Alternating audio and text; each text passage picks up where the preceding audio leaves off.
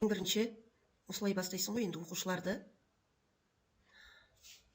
Кәнеки балалар, бүгін бізде ерекше сабақ болғалы отыр. Мына өлең шумақтарын бірге қайталайық. Ұстаз тілін алатын біз білімді баламыз. Жақсы оқып сабақты күнде бестік аламыз. Балалар, кәнеки, өткен сабақта алған білімдерімізді қайталайық. Мен қазір сұрақтар шығарып тұрамын, сендер жауап беріп, бұл жерге смайликтің суретін саламыз. Сонымен бірінші сұрақ. Мәтіннің қандай түрлері бар? Мен деп айтады, жауап береді да. Сипаттау мәтіні, пайымдау мәтіні, әңгімелеу мәтіні. Дұрыс ақ, кәнеки. Ал Арман деген смайликтің басын салды. Сонымен кім көздерін салады екен? Екінші сұрақ. Қаратпа сөз деген не? Жауап береді. Мінеки бәленше көзін салды. Үшінші сұрақ. Кім біледі? Қыстырма сөз деген не? Жауап береді. Смайликтің аузын шығарады. Төртінші сұрақ. Туынды сөз деген не? Жауап береді. Жауап бергесінен басасың. Сонымен бесінші сұрақ. Түбірлес сөздер деген не? Бұл жауап береді. Жауап бергесінен. Мінеки біз смайликтің суретін салып шықтық. Енді бүгінгі сабақта біз өз-өзімізді бағалайтын боламыз. Ол үшін сендердің алдарыңызға мынадай бағалау парақшаларын берем. Соған кім осы сұраққа жауап берген болса, 1 баллды өзіне белгілеп қояды. Запись басып жатыр екен. Басып жатыр екен. Енді балалар, кәнеки, орнымыздан тұрайық та, бұл жердегі бір қадам алға әдісін пайдаланып сұрақтарға жауап береміз. Біз қай мемлекетте тұрамыз? Қазақстан. Бір қадам алға жылжимыз. Мемлекеттік рәміздеріміз? Ту, елтаңба, әнұран. Бір қадам жылжайық. Президентіміз кім? Қасым-Жомарт Кемелұлы Тоқаев. Жарайсыңдар. Еліміздің астанасы қай қала? Астана. Тәуелсіздік күні қай күн тойланады? 16 желтоқсанда. Өте жақсы балалар. Бұл жерде біз нені көріп тұрмыз? Бір қадам алға жылжи отырып, үйдің суретін салды, үйдің салып бітірдік, құрылысын бітірдік. Ең бірінші үй салған кезде оның ірге тасын салады. Одан кейін оның қабырғалары салынады, көрдіңіздер ме? Ең соңында ішкі жұмыстары, сыртқы жұмыстары. Ал одан кейін мінеки осындай әдемі керемет үй саламыз. Ал осындай үй салу өнерін, кешендер салу өнерін сәулет өнері дейді.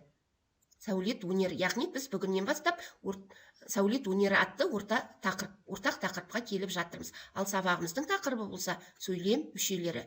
Сабағымыздың мақсатына көңіл бөлейік. Оқулықта жазылған кім оқиды? Сөйлем туралы білімді еске түсірем. Кәнеки тағы кім оқиды? Сөйлем мүшелері туралы білетін боламын. Өте жақсы. Яғни бүгінгі сабағымыздың мақсаты сөйлемнің тұрлаулы, бастауыш, баяндауыш және тұрлауыш мүшелерін ажырату екен. Түсінікті ме балалар? Балалар, кәнеки ендеше сөйлем мүшелері дегенне қайталамыз, үйренейік. Сөйлем құрамындағы нақты сұраққа жауап беріп тұрған толық мағыналы сөздерді сөйлем мүшелері дейміз. Яғни сөйлем мүшелері нақты сұраққа жауап береді. Және де оның толық мағынасы болады. Мысалы, Айдын мектепке келді. Не істеді? Келді. Указканы алып түсіндіресің. Кім? Айдын сұраққа жауап беріп тұр. Кім деген сұраққа? Не істеді деген сұрақ. Қайда келді? Мектепке келді. Яғни мына үш сөз үшеуі де сұрақтарға жауап береді. Нақты мағынасы бар. Демек, олар сөйлем мүшелері бола алады. Айдын мектепке келді деген сөйлемде 3 сөйлем мүшесі бар. Түсінікті ме? Мысалы, оқушылар мұражайға барды. Не істеді? Барды. Кімдер? Оқушылар. Қайда? Мұражайға. Оқушылар мұражайға барды сөйлемінде 3 сөйлем мүшесі бар. Сөйлем мүшелері тұрлаулы және тұрлаусыз болып 2 топқа бөлінеді. Бұл туралы біз алдағы уақытта үйренетін боламыз. Түсінікті ме балалар? Я дейді. Ендеше сабағымызға оқулықпен жұмыс жасап кірісейік. Бірінші жаттығуға қараймыз. Бағалау парақшамызды ұмытпайық. Мына жаттығуға 3 дескриптор берілген. Осы 3 дескриптор бойынша біз жұмыс жасаймыз. Яғни бұл жердегі тапсырмалар. Алдымен мәтінді тыңда дейді. Тақырыбына қарап, мазмұнын болжау керекпіз. Не туралы екен білу керекпіз. Тыңдап отырыңыздар, мен әбден оқып берем. Бұрынғы заманда баспаналар бір-біріне өте ұқсас еді. Әдетте олар бұтақтардан, қараңыздар, және қамыстан, қамыс мынау, кейінірек саз балшықтан тұрғызылды. Уақыт өте келе құрылыс салу ісі де өзгерді. Бай адамдар сәулетті сарайларда тұрғысы келді. Ондай сарайларды салу үшін шеберлік пен терең білім қажет болды. Тұрғын үйлерден басқа құрылыстар, ғибадатхана, стадион, театр, кітапханалар салына бастады. Балалар, бұл жердегі ғибадатхана біздің сөздігімізде бар екен. Оқулықтың соңын ашайық. Ол жерде ғибадатхана деген сөз бар деп, мынаның мағынасын айтып өтесің. Не ғибадатхана деп шығарып тұр ғой. Звездочкасы бар сөздерді соңынан қарайсың да. Мен мына жерде мешітке салып қойдым. Мұндай кешендер құрылысын ойлап тапқан адамды сәулетші дейді балалар. Мінеки, мынау міне сәулетші. Осындай кешендерді ойлап табады. Ал олардың туындысын сәулет өнер дейді. Бұл жерде мына үй сәулет өнері. Сәулет өнері адамдардың әдемі және ыңғайлы өмір сүруіне арналған өнер. Ал енді балалар, мәтін не туралы? Болжап білдіңіздер ма? Бәрі хормен айтса егер да, мәтін бұл сәулет өнер туралы. Я, бір балл қойып жіберейік, кәнеки. Ал мәтін мазмұнына тірек болатын сөздер табайықшы. Қандай сөздер осы мәтін мазмұнына тірек болады? Баспаналар, мысалы да, қ.м.ж-ның ішінде бар бұл барлығы сол сөздерді айтып шығады ғой. Bir балл қойық өздерімізге. Мәтін сөздерін пайдаланып, жауап жазайық. Сәулетші деген кім? Бірінші жаттығу деп жазады, айкүнді жазады, манағыда. Содан кейін айтады ғой енді. Жауап жазайықшы. Сәулетші деген кім? Мына жерден қарайды. Мұндай кешендер құрылысын ойлап тапқан адамды сәулетші дейді деп жазады. Түсінікті ма? Осының ішінен осылай жазады. Өте жақсы балалар, 3 ұпайымызды өзімізге қойып шықтық. Ендеше екінші жаттығуды өз бетімізбен орындаймыз. Бұл жерде нүкте қойылмаған, сөйлемдер бас әріппен жазылмаған, соны табу керекпіз. Кәнеке, бірінші сөйлемге көмектесейін. Адамдар баспана салды. Не қоям? Нүкте. Нүктеден кейінгі қай сөз бас әріп болады? Баспаналар. Дұрыс-ақ, мінеки, осылай көшіріп жазамыз. Келесі нүктені табыңыздар да, одан соң көшіріп жазыңыздар. Уақыт бересің, көшіріп жазатынын, тез жазыңге үйретіп қоясың да. Неше сөз бар сөйлемде, соны анықтаймыз. Жазып болдық па? Аралап жүресің да, жазып болғаннан кейін. Кәнеки, қай жерге нүкте қойдыңыздар тағы? Тексеріп шығайын. Баспаналар бір-бірінен кейін болды деген жерге. Ал кейін деген бас әріп қылдық. Осылай қылдық па, балалар? Кім осылай менікіндей қылып салса, өзіне бір ұпайды салады. Ал енді келесі. Сөйлемде неше сөз барын анықтайық.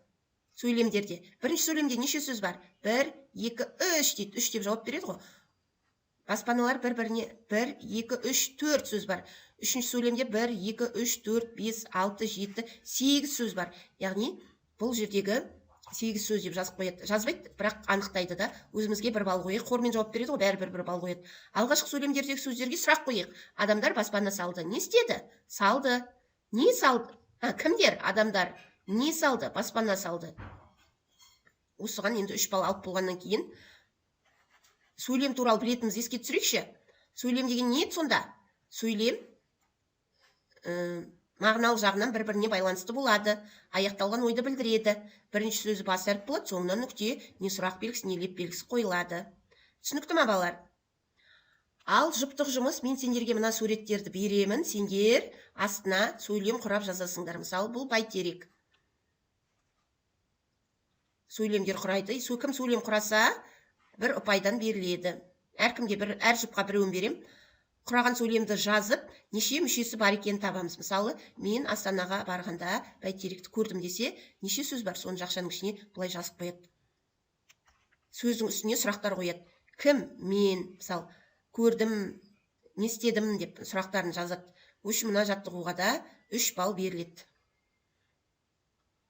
Ал енді сергіту сәтін жасап жүрейік, балалар. Аспанға қарап ай көрдім, төмен қарап жер көрдім, оңға солға бұрылып, егеменді ел көрдім. Мынаны даусын басып ұстаппын, бірақ даусы шығады.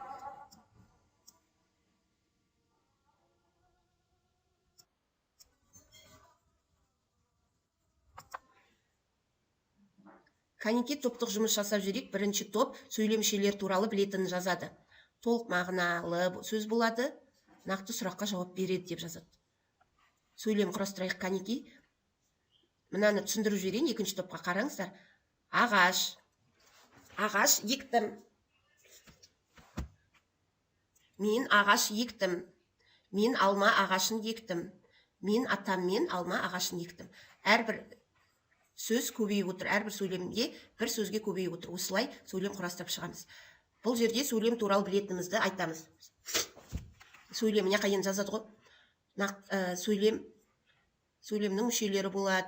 Сөйлем деген тиянақты ойды білдіреді. Нүкте қойылады, сұрақ белгісі қойылады, леп белгісі қойылады. Сөйлемнің 3 түрі бар деген сияқты не біледі, соны жаза береді ғой. Сосын тақтаға жауап береді ғой, мына нелерді да. Топтық жұмыс тақтаға қорғайды, сонымен де уақыт өтеді. Кәнеке балалар, арқан тартыс ойыны арқылы біз өткенді қайталайық, яғни дұрыс және бұрыс ойынын ойнаймыз. Сөйлем аяқталған ойды білдіреді. Ойланайық. Дұрыс па, бұрыс па? Сөйлем аяқталған ойды білдіретін болса, дұрыс дейсіңдер, немесе бұрыс. Канеки, ойландық па? 1, 2, 3, дұрыс. Иә, дұрыс екен. Келесі. Сөйлем мүшелері нақты сұраққа жауап бермейді. Дұрыс па, балалар? Жоқ, бұрыс. Келесі. Сөйлем мүшелі толық мағыналы болады. Бұрысты басса, мысалы, жоқ, қате жауап дейді. Дұрысы мынау екен.